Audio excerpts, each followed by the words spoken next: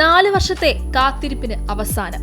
അങ്ങനെ K-pop ആരാധകരുടെ ഇഷ്ട ബാൻഡായ BTS തിരികെ എത്തുന്നു. ഇത്തവണ ഒരു സ്പെഷ്യാലിറ്റി കൂടിയുണ്ട്.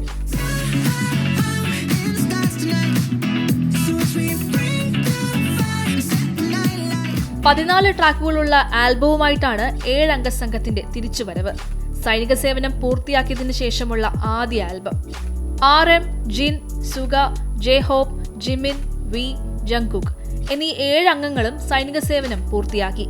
പോപ്പ് സംഗീത ലോകത്ത് പുതു അധ്യായം സൃഷ്ടിക്കുകയാണ് BTS ടീമിന്റെ തിരിച്ചുവരവ്. BTS ടീം ഒരു വേൾഡ് ടൂറും പ്ലാൻ ചെയ്യുന്നുണ്ട്. അതിൽ ഇന്ത്യയും ഉണ്ട് എന്നാണ് റിപ്പോർട്ടുകൾ.